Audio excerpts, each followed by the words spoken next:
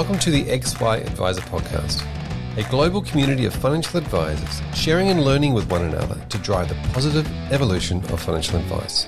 To get involved, go to xyadvisor.com or simply download the XY Advisor app.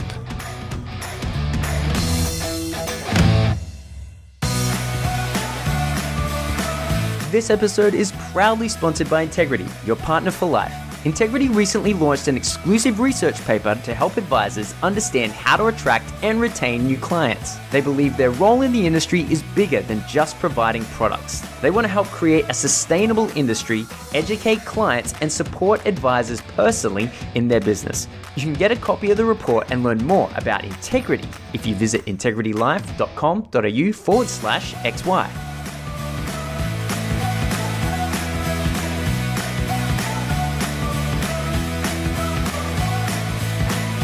Welcome back to the XY Advisor Podcast. I'm Frazier Jack, and I'm joined from the other side of the world by another Frazier, or Frazier, I should say, Brendan Frazier. Welcome. Hey, thanks for having me. It's good to be here. I got to say, if of all people that I've talked to today, you have the best name of anybody that's been on that list. Well, thank you. I'm maybe a little bit biased, if you will, but we definitely bond over our amazing name, don't we? Yeah, we do. There's no doubt. It's the little things in life that get us. Now, I'm chatting to you today because you're doing a couple of amazing things. Well, firstly, you're running a financial planning business and you focus very much on clients' hopes, dreams, goals, aspirations, values, emotional decision-making factors, which I love, and I can talk about that all day.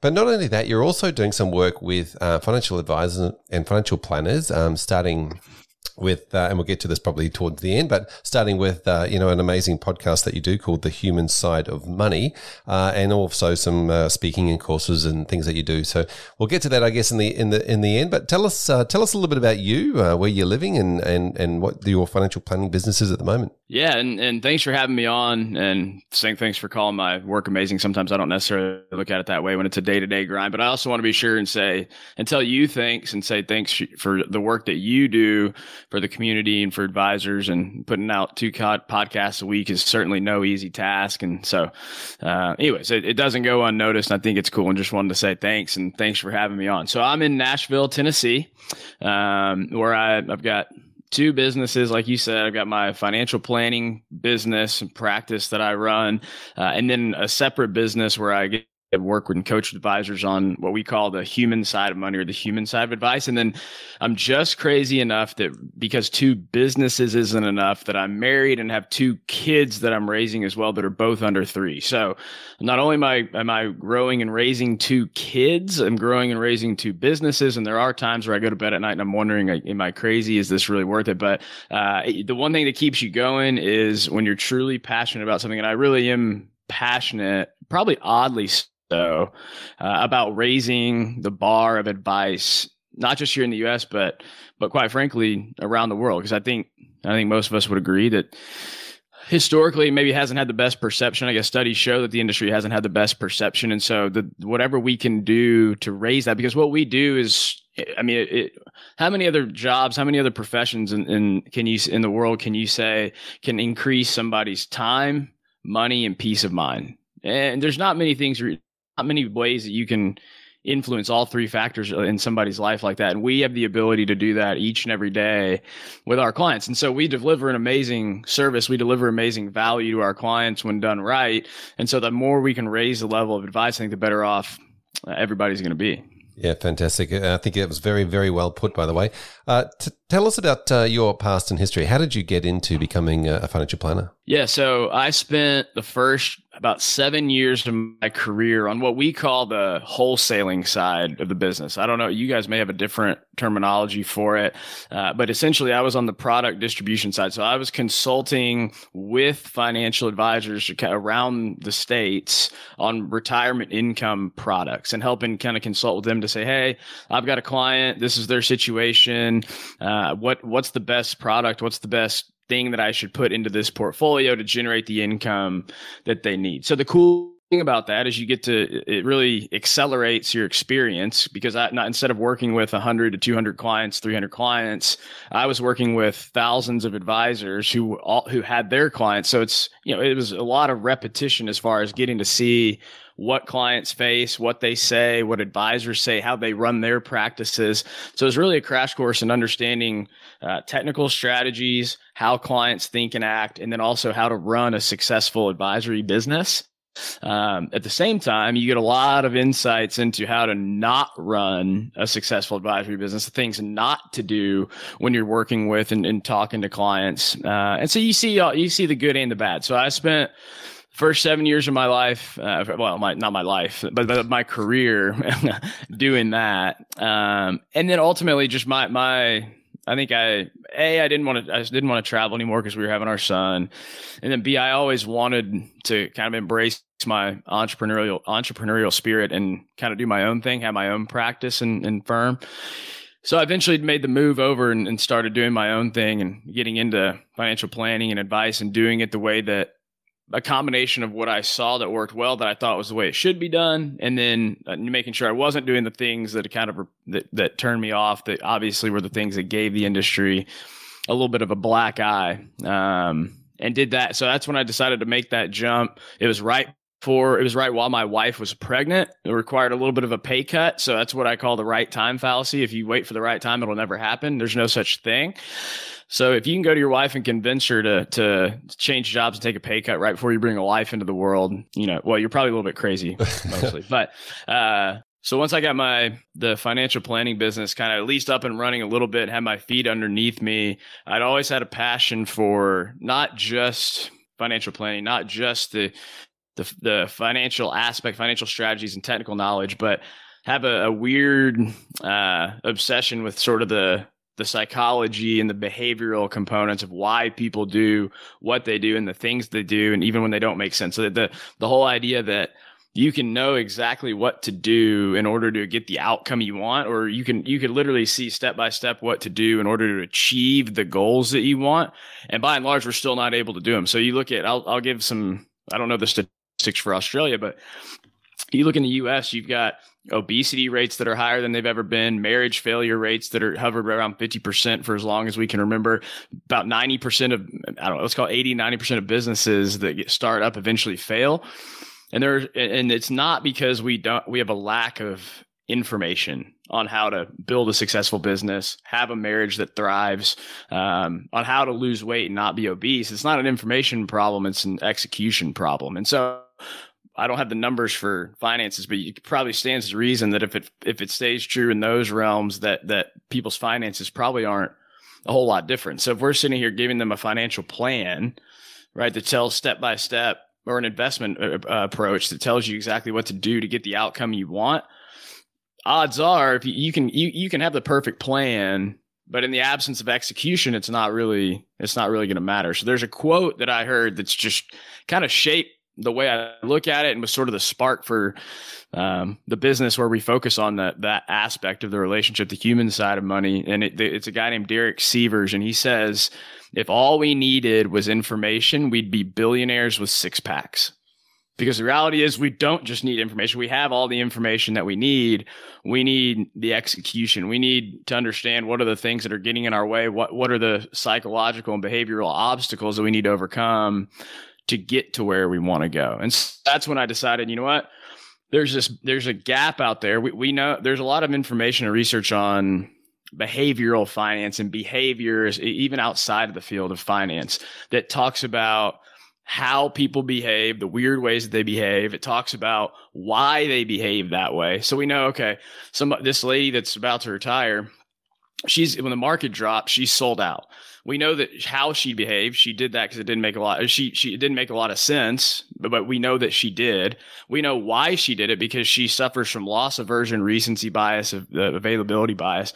What we need to know is what to do about it, and that's where you kind of start. I would hear from these advisors that I was working with. I would ask, what is it that you do to hone not your technical knowledge, but your knowledge around how to better understand people, and then how to actually get them to follow through on your advice. And they'd all say like, well, I don't really do anything. I just kind rely on my skill set, rely on my skills, or maybe pick up a thing here or there. But there's never been, I shouldn't say never, but there's not a lot of high quality, top notch resources in the industry that exist to help develop a skill set, not on technical knowledge, but on the ability to understand an emotionally charged topic like money and get somebody to change their behavior for the better. So that's when I decided, you know what, I want to help solve this problem and bridge the gap between education and application. Like not just knowing why this is happening, but what we as advisors can do about it to improve our clients' outcomes and get them to the goals that they want to achieve. And that's kind of how Wired Planning and then the podcast was born, was in pursuit of helping other. I figured if I felt this way and all these advisors were telling me they didn't have a way to do it, I thought, you know what, I'm going to try to help solve the problem and let's all learn this together and figure out how to raise the bar of advice doing it that way. Yeah, it's very, very interesting, isn't it? Because I think a lot of when the younger advisors started, when I first started as an advisor, it was very much around, I knew every, what we call a product disclosure statement, which is the document that explains the product. And I knew the wording, I knew how it worked, I knew all these things, and I was very technically minded, and I could spurt that information out to all of our clients who were bored out of their brain about it. But right. But yeah, the rest of that sort of stuff that you mentioned, that emotional side of money, that tends to come with a lot of experience for a lot of planners. And how do you get 30 years experience overnight? It's not that easy. I guess the answer to that is you focus on it and fast track it with exactly what the sort of thing that you were talking about. Yeah, and I think it's important to say this too. I always it's easy for me to forget sometimes. I want to clarify, while I'm saying this and talking about the importance of the human side of money, the emotional side, and being able to master that comes with the assumption that you're delivering and giving sound, fundamental, technical advice. So bad advice paired with great human abilities is not good advice. We're talking about kind of taking it to the next level and assuming that there's a foundation and a baseline of great advice, sound advice, advice that helps put them in a better position financially. I know I've had some people say like, well, do you just disregard that aspect of it? And it's like, no, hang on. That's still very much necessary. It's just not sufficient. So I think I wanted to kind of point that out and say that's important. That's absolutely fair enough. Now, before we get too far into this, tell me about starting your practice. You said starting from scratch by yourself. Does that mean you basically had 0 clients? You got your licensing and registrations and all those sorts of things, qualifications all sorted out, and then you just opened the door and tried to bring a couple of new clients in? Or how did you start the first few clients? Yeah, so I already had all the licensing and qualifications and training and stuff just to be in the role where I was consulting with advisors on the wholesaling side for all those years. So I had all that. It was basically, just going out and trying to figure out how to start my practice. And that's what I did. I went out and I basically started from scratch with no clients and had to essentially look at it one day and go, okay, I've got nothing here. And how do I create something from nothing? And I'll say this because I know there's probably people listening from all different ranges in their career. Right? Like there's maybe some people that are newer a little later on, but for those that are newer, here's one thing that I heard. Again, this is one of those cool things about getting to work with so many advisors and see so many different viewpoints. You hear pretty much everything. So I heard so many times these guys and gals, these guys and girls that would say the first 3 to 5 years, sometimes longer, is really, really, really hard, right? So you hear about how hard it is to start from scratch, how difficult it is, and you hear it enough that where you truly believe it. You know that it's true, right? Like, well, no, they wouldn't keep saying that if it wasn't true. Kind of like everybody says with kids, like, oh man, time just flies by. It's like nobody disagrees with that. Everybody says it. Therefore, it has to be true. Well, not only is it true, it's harder than I even imagined. So it's one thing to know it. It's another thing to go it and experience it. And I just kind of wanted to, I think sometimes you listen to people talk about their businesses and their practices and how they did X amount in so many years. And those people I think you tend to hear about because they've been so successful. And like, I've been fortunate, don't get me wrong, but I sometimes wonder, like, are we making it sound a little bit too easy and glossing over the fact that people say it's some of the hardest, toughest years of your life, because it actually is some of the hardest, toughest years of your life. And it's just a matter of basically, I mean, being persistent and surviving and coming out the other side to reap the rewards later. Yeah, absolutely. It's like a long distance race or whatever it might be. It hurts. You feel like giving up at times, but if you just keep putting one foot in front of the other, you end up getting towards the finish line. So, absolutely. Yeah. So it's not an easy task. How did you physically go about it? How did you pick up your first couple of clients? Was it just people you knew, or friends of friends, or how did you sort of market yourself as a new financial planner? So believe it or not, I started with the firm here for a variety of reasons. The initial firm that I started with, it's called Edward Jones. And it basically was the easiest bridge financially to get where I wanted to be, like to be able to open a practice.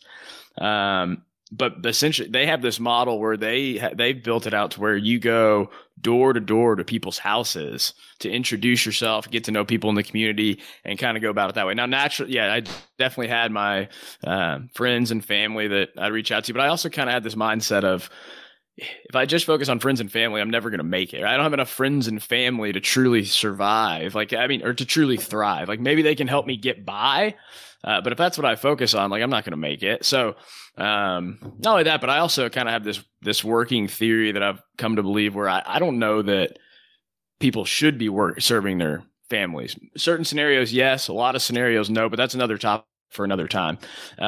So that's how I kind of started. That was a grind. You can't scale very well that way. So I switched to a firm where I had more capabilities to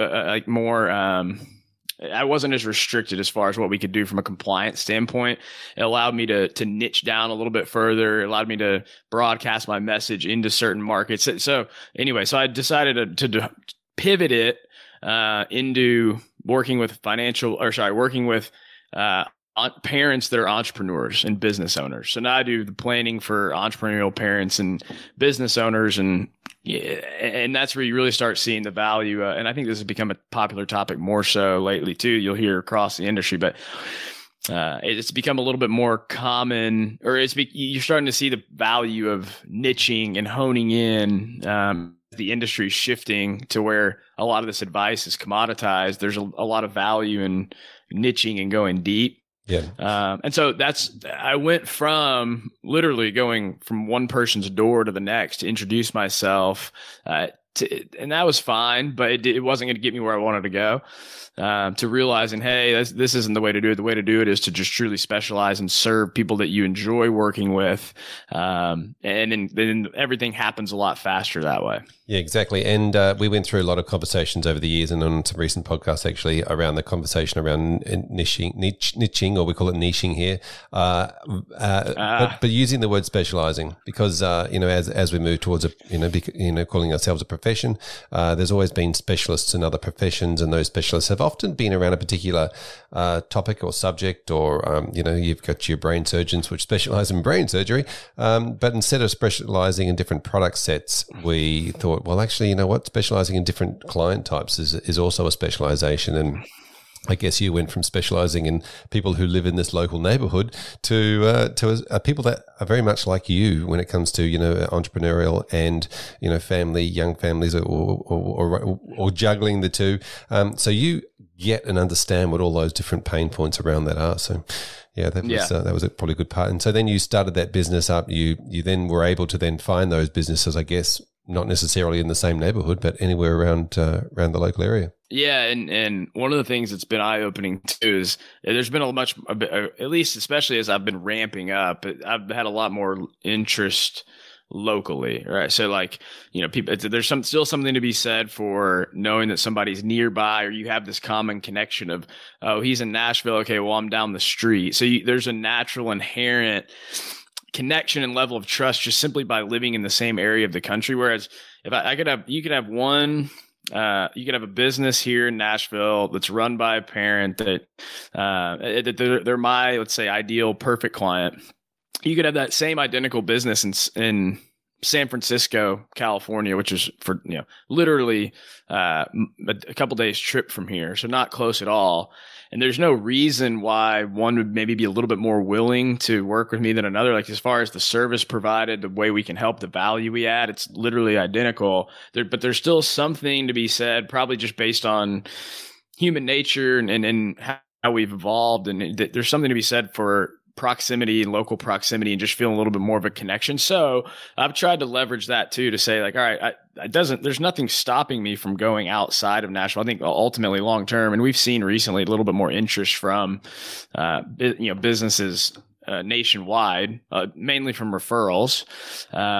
But ultimately, I think what we're going to see is if you are truly, truly great at what you do and the market that you serve, the market that you specialize in, and I'll say this, we've already seen this. If you're truly great at what you do in the market you specialize in, geography, the boundary of geography is going to start, the walls are going to be broken down, right? You're going to see the barriers reduce and a lot more that's going to go on. And we've already seen it some ourselves, but there will always be, I still think there's always going to be something to be said for proximity and how we naturally feel emotionally closer to somebody that's still physically closer. Yeah, I 100% agree. It's sort of the difference between online meetings and meetings in the same room, or where you can physically shake hands at that distance, that proximity. I think we as humans develop trust faster in that zone because somebody's inside it can get inside your personal space, and they're still not going to kill you. Therefore, automatically they've got one tick of trust. But I think definitely, as you mentioned, online or like we're talking now is a possibility it's definitely something that a lot of businesses do, but it's also something that just takes a little bit longer without that proximity. Yeah, no, I think you're right. And I think once the compliance walls start coming down too, and you can start doing more things digitally through social media, through your website, like that's where it really becomes an opportunity, and things can you can unleash your business without geography at that point. But I think it's certainly the direction we're headed. Now, that being said, I just want everybody to know that I certainly feel, despite the fact that we're in separate countries, I still feel close to you. Thank you. Yeah. And for everybody listening, we're in their ears, so we're definitely close to them as well. Now, tell us about the inside your business, because obviously, we're talking, sound financial planning strategies and those sorts of things, but then you also do a lot of work with your clients or around the concept of, as you said before, implementing and actually going forth and having ownership in the plans and taking them on board and having that emotional, the bit that's between their ears, I guess, being emotionally involved in the plan. How do you practically work with your clients on that? Yeah, I mean, that's probably a whole conversation in and of itself, just the different ways in which we can implement the different things that we do or make sure that we do in conversations, both with clients, but also systematically in processes. I guess I'll answer it this way. Instead of saying like, these are all the things that we do, the things that you hear most often, the questions I get most often from advisors are around like, hey, how do I remove friction in certain parts of the process? Or how can I create a client that's more emotionally connected? Because emotionally connected clients, not satisfied clients, but emotionally connected clients are shown to buy more often, refer more, they follow through on your advice, and they're more willing to consolidate assets. So the question kind of becomes, how can we create these emotionally connected clients that don't have as much friction in the process? When I ask them to give me documents, maybe there's not as much, it doesn't take 2 months, instead it takes a couple weeks, or how do I go about establishing a level of trust and credibility in a first meeting, and what are the best ways to do that? Because I said this the other day to somebody and I truly believe this, that the first meeting with a prospective client has more impact on their financial success and the success of your business than any other meeting you'll ever have with them, because that's the meeting where you're truly giving them, they're walking into that meeting, the prospective clients walking into that meeting thinking, I want to know the answer to questions. Do I like and can I trust this person? That's all actually one question. And then, do I feel the certainty that they will give me the peace of mind I need to get to where I want to go? So do I like and trust them? And do I feel certain that they're going to give me the peace of mind that I need? And so if you miss on that, if you miss on either one of those things, not only are they going to be set back, but you're missing the chance to convert that person into a lifelong client. And so when we're talking about I guess this is where we usually start as far in our business, but then also when we're working with advisors is in that first meeting, because that's a lot of times where things really get going. And one of the most important things you can do, one of the best things you can do, and you can talk to people that are experts in this field. You can talk to advisors that have done this. You can do it yourself, and you'll instantly see the results. It's not groundbreaking. It's just hard to do, and that is ask great questions and listen really, really well with empathy and curiosity. So as far as the listening part goes, there's studies out there that show that when you're listening and letting somebody else talk about themselves, it lights the same areas of the brain as when you're eating chocolate and engaging in sexual activity. So assuming that you like both of those things, then you know that that's a good thing. So that instantly creates a level of likability you can't get otherwise. And then Dr. Moira Summers, who we've had on the show, does great work around how to deliver advice that sticks, as she calls it, or that people follow through on. She's found the research that shows that the amount of airtime that a prospective client gets in a first meeting is directly related to the satisfaction they feel after that meeting. So the amount of airtime they get directly related to the amount of satisfaction they get. And so we have a rule, and we work with advisors on this rule that says strive for a 90-10 talk ratio. Or talk-listen ratio. So let them talk 90% of the time, you talk 10% of the time, because what's probably naturally going to happen is if you strive for 90-10, you're going to land closer to 80-20 or 70-30, which is actually a good ratio. Like you can't just let them talk the whole time. And then they're sitting there going, okay, who was that again? And why do I trust him? So you have to incorporate your brand, your personality, what you do. But if you strive for 90-10, you're likely, because it's so unnatural, you're likely going to land closer to 80-20 and 70-30, which is almost an ideal range. So that's number one, just getting really, really good, really, really great at listening with curiosity, listening with empathy. The second thing is the questions that you ask might be the most influential thing that you can do. So there's a Harvard Business Review article that cited a study where they went out and they had two groups of people basically engage in a first conversation. They each were given 15 minutes. And in that 15 minutes, one group was instructed to ask at least 9 questions to the person they were talking to. The other person was instructed to ask no more than 4 questions. So you've got 15 minutes, 9 questions for one group, 4 questions for the other group. And at the end of that time, when they compiled all the results, not surprisingly, the group that had to ask 9 questions was reported as being more well-liked, more well-heard, and then the partner felt like that person knew a lot more about them. So if you're thinking about sitting there in a meeting with a prospective client, they want to be liked, they want to be heard, and they want to know that you care about them. And one of the best ways to do that is to ask questions, but not just any questions, right? Not just saying like, so what's your weekend plan look like? Or what do you think about our investment strategy? But questions that they've likely never been asked before, right? Or questions that get them to start thinking about things that they've never thought about before when it comes to money. In fact, I think one of the biggest compliments you can get when it comes to how well you've done with listening and asking questions is hearing one of 2 things. One would be, that's a great question. I've never heard that before. That's an immediate, an immediate signal, an immediate sign that, hey, that's a good question. If they've never been asked it before, that's a good question. And then 2 is that this is maybe the ultimate compliment. And that is somebody finishes a conversation with you and they say, man, I feel so bad. I feel like I just talked your ear off, or I feel like I didn't even let you say anything. And that if you can get one of those 2 things, basically that they're going to end up signing on the dotted line, because you've done something that 99% of your competition and other advisors simply don't do. And that's give them the time and the space to think about money in a way they've never thought about it, and guiding them with the questions that they've never thought about before.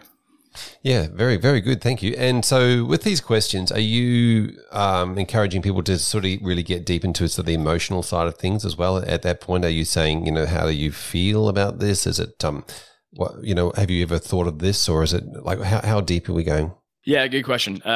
See, good question. Yeah, it's a kind of a fine balance because obviously at the end of the day, you need to know about their money situation, right? You need to know, what their income looks like, what money they have, what their investments look like. You have to know all those things in order to help get them to where they go. It's kind of like before you can lose weight or before you can get in peak shape, you need to first take inventory of where you're at today and know, like, a personal trainer would need to know, like, okay, how much do you weigh today? What does your diet look like? What are you eating? How often are you working out? You still have to get to those things, but ultimately where the bulk of the first conversation sits or focuses is on helping them clearly define and vividly describe their values, their visions, and their goals. Because first of all, that's what people want to talk about. And a lot of them, you're pushing them to a place where they've never been before. But it's once you crystallize and really get vivid with your vision and your values that you start getting the motivation that you need to push forward and to do this planning or this investment, this investment plan that you need to do. The portfolio you need to get to put together. It helps prompt behavior. It helps move them and motivate them in that direction when they've got this vision of being able to retire and spend 2 vacations a year with their grandkids at their favorite theme park, whether it's, here it'd be Disney World, for example, staying in these specific hotels, going out to eat at the restaurants. The more vivid you get, the more fuel is put on the fire, if you will. So yeah, that's where a lot of this time is spent, is asking the questions to get them there. Now, that being said, it's also important a lot of times when we're meeting with clients, or you're having a first meeting with a prospective client, you likely didn't wake up that morning or go to bed the night before they reached out to you thinking, I really need to talk to somebody tomorrow about getting a holistic, comprehensive financial plan, right? Like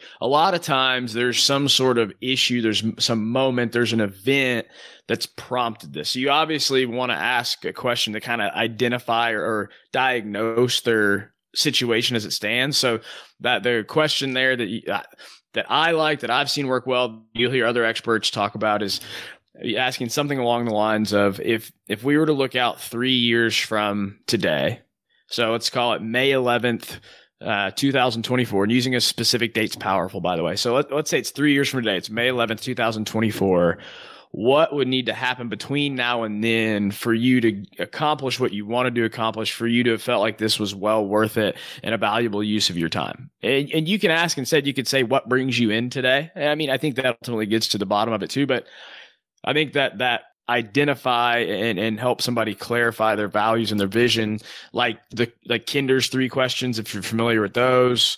A question sort of that goes to the point of, hey, let's assume that you had $20 million in your bank account tomorrow. How would you spend it? What would you do with it? The questions that get people to unlimit, or to take off the shackles, to unhinge themselves, to think in a way they've never thought. That doesn't mean that, you're going to be able to go and provide them the ability to fly around the world on a private jet. But most people can't think past anything other than, if I had $20 million, I'd pay off my debt, my mortgage. I'd probably get a new car and maybe pay off my student loans, or pay off my kids' student loans. It's like, I get that. Those are all well and good, but let's get to what's really important to you. What would you actually do?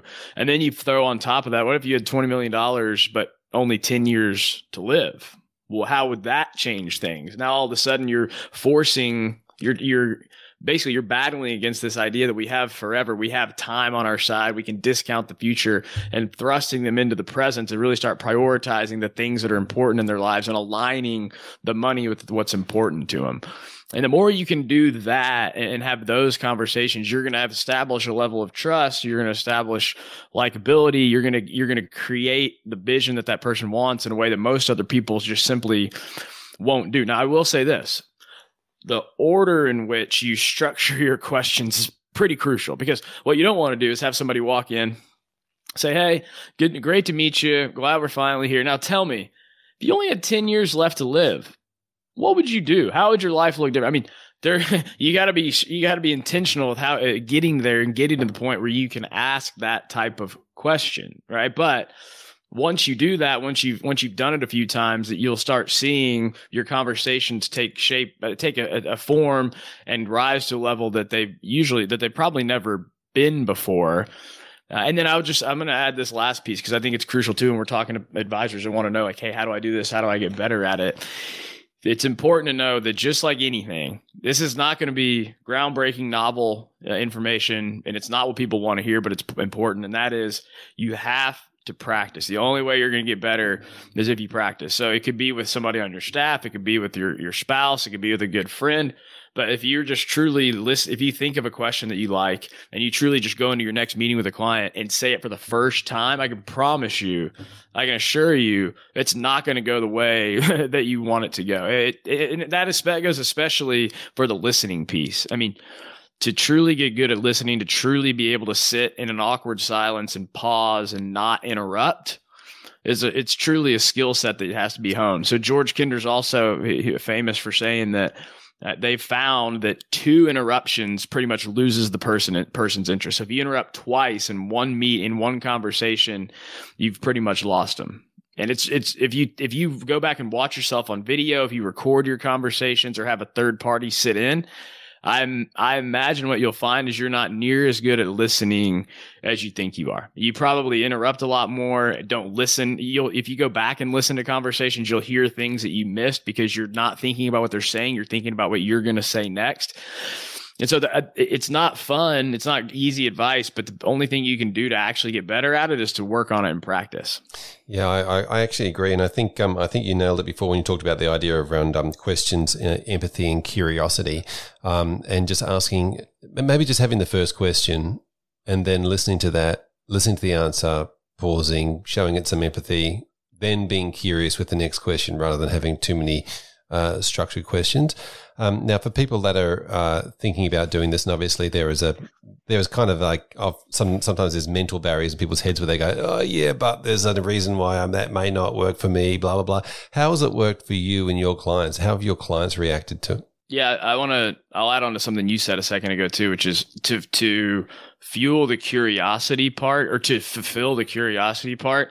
In that same article and research study I mentioned earlier, where they did the 2 groups and asked 9 questions and 4 questions, there's another study that was a part of that where they looked at follow-up questions, or in other words, like asking questions about something that the person had said. So they may say something like, yeah, I think for us it's important to retire and spend some time at the beach. And then instead of just leaving it at that, saying something along the lines of, okay, really, that's really interesting. That's pretty cool here. What would you do at the beach?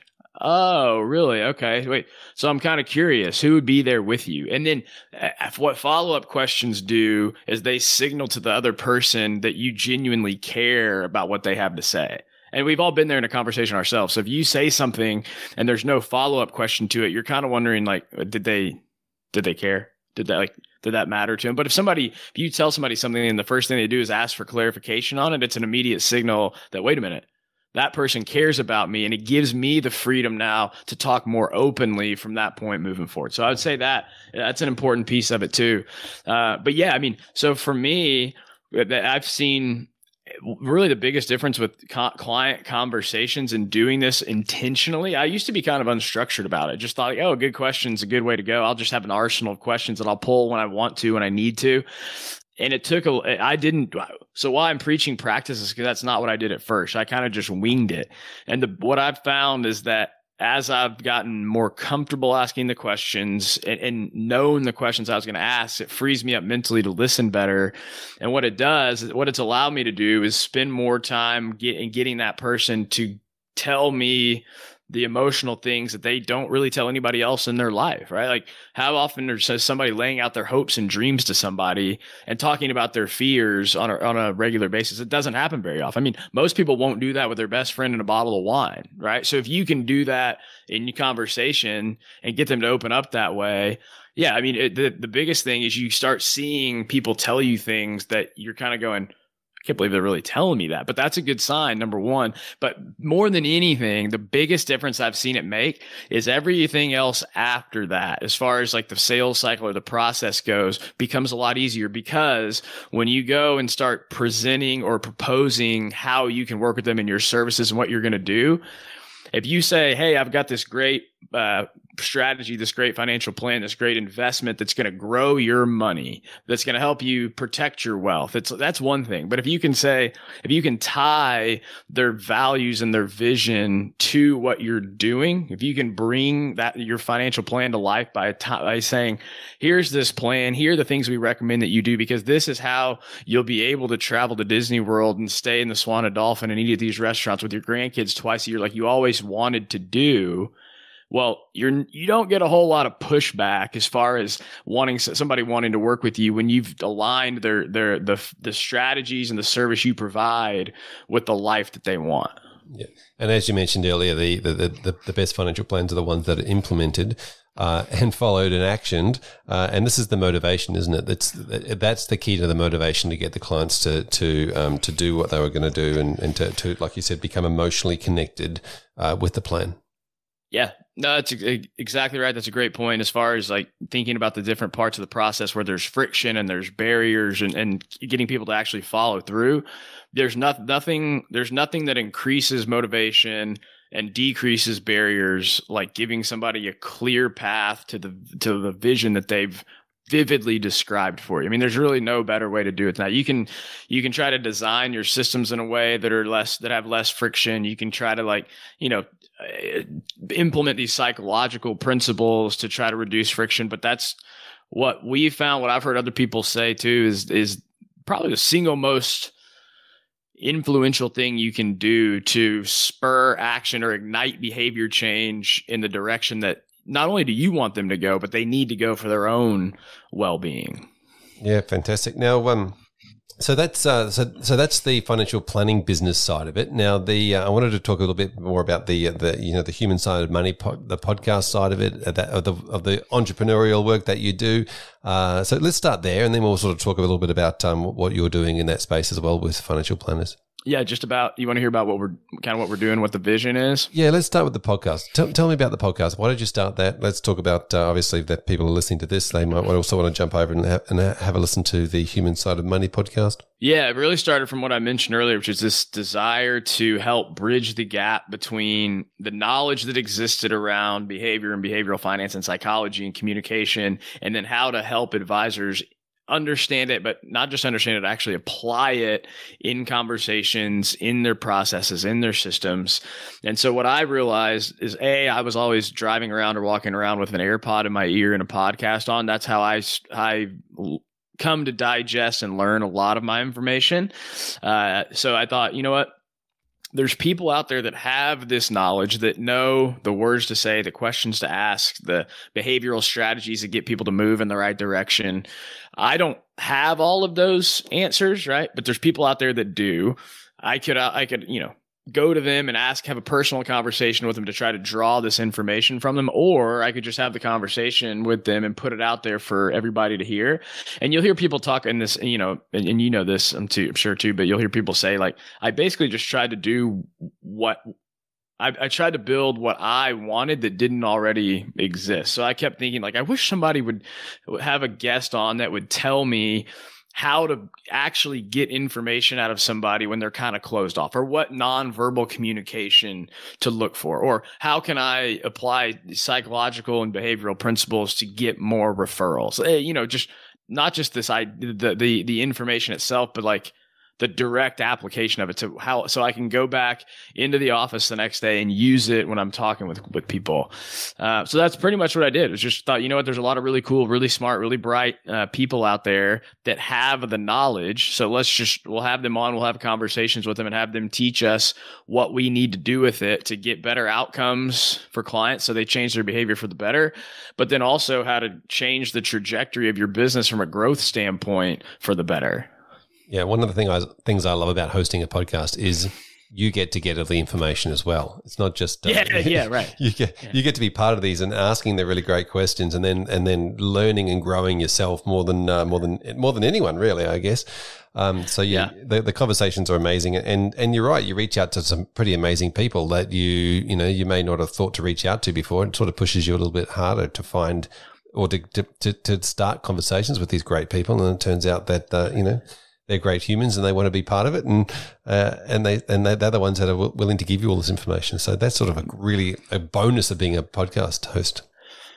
No doubt about it. I joke with people all the time and say, like, these people that I've had on the show, first of all, like, it's kind of unbelievable to me that I've had conversations with the people that I have. But what I joked about from the beginning was, at the very least, if I was to reach out to a number of these people, and, you know, like George Kinder and Brian Portnoy and Sarah Newcomb and you know, pretty much almost everybody I've had on at this point, it's kind of been like a wow. If I was to reach out to them and say, hey, do you want to have like an hour conversation just talking about the industry and behavior and psychology and kind of help me get better at my practice? Like, yeah, they're all really great people, really nice people. And they'd probably say, Brendan, no offense to you, but you know, I can't do that. But if you have them come onto a podcast, they'll give you their time. And then the cool thing is, not only do I get to talk to them and learn from them, but people around the world are getting to learn from them.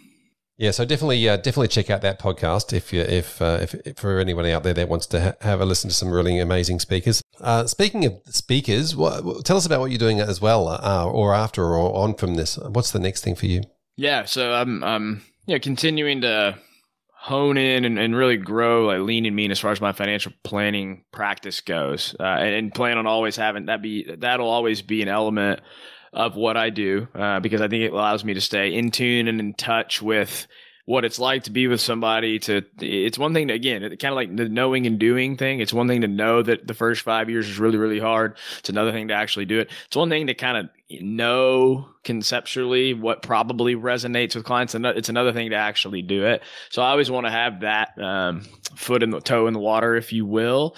But at the same time, where I really find I get the most passion and the most energy is working with advisors, just simply from the fact that, like, I can work with, you know, probably 100 people and not feel stretched too thin, but I can work with 100 people and impact 100 lives and families. But it's what I enjoy the thought of is thinking about the fact that, and getting a message from somebody on the other side of the world saying, hey, thanks for what you're doing. You're impacting somebody's life and career over here. And then not just that person's life, but then if they have 100 clients or 200 clients or 300 clients, the reach and the ability to impact is, it's exponential, right? So that's where my efforts are starting to focus a little bit more so now that the podcast has started gaining traction and taking off, like I kind of hoped that it would, but you never know.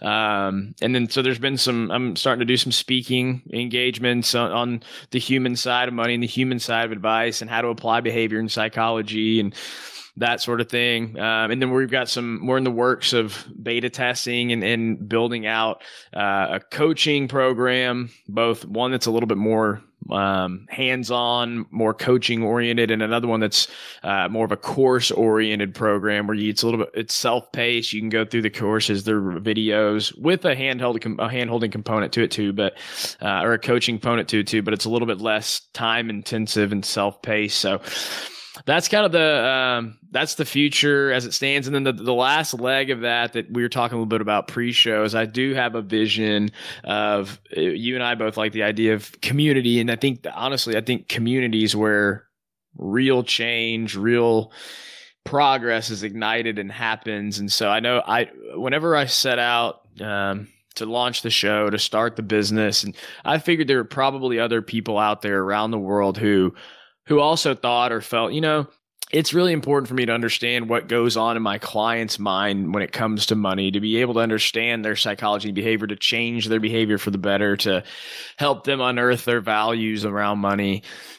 I figured there were probably other people out there that felt that way, that wanted more information around it. What I didn't realize was how many people were out there thinking, I do think this is valuable. I do want this information. I've just never really known where to go to get it. And so it's been really cool to see that come to life and to know that there is people around the world that want that. So I have a vision as well of putting together a community-based event and maybe even a community-based platform where those of us who are passionate about that, who are like-minded in that regard, who see the value in it, can collaborate with others that feel that way and think that same way. Because I mean, that's where, like I said, real change happens, real progress happens, is when you're able to have the synergy to share ideas, to talk to other people about what they're doing, to ask other people what questions they're asking, what they're doing to get people to go through the process with the least amount of friction and the most motivation, and the stories that they're telling somebody that most resonate. Anyways, that's kind of that's the next evolution at some point in the future as well. But the one thing I've learned over the course of time that I've learned, but especially since starting two businesses, is that everything takes longer than you want it to. That's really what it boils down to. Is I wish I could snap my fingers and it would happen tomorrow.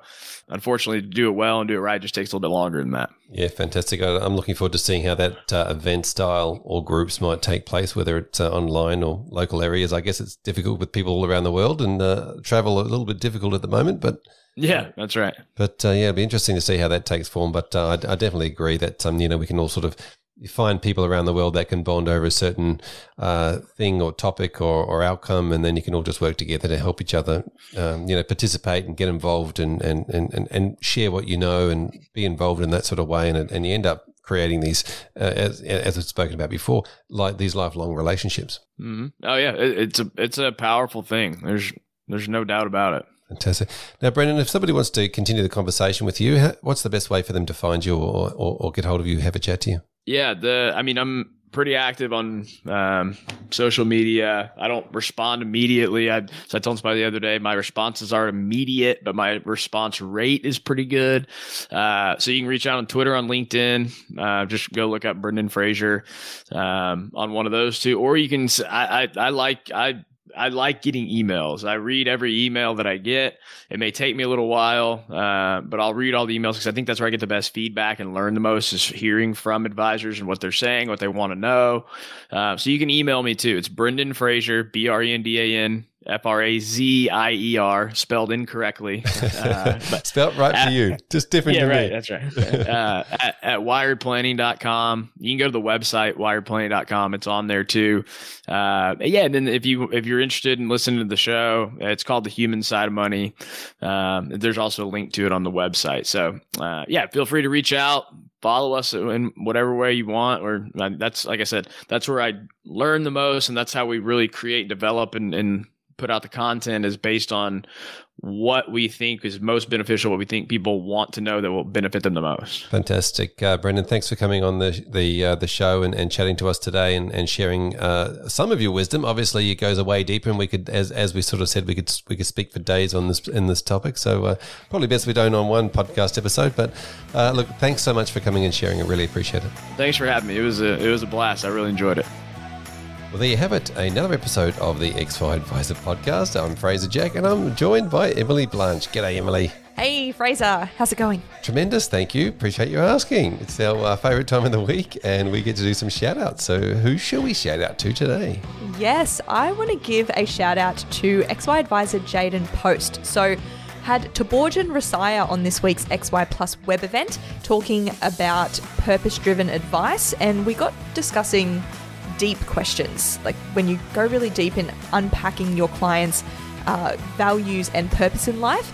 And there was plenty of questions, plenty of great commentary coming through in the chat box, and Jaden actually shared a PDF full of questions that he uses as a bit of a Bible maybe, and plucks out the ones that are most relevant when he is having discovery meetings with new clients. So massive shout out to Jaden for sharing that. I had a read through. There's some fabulous questions in there.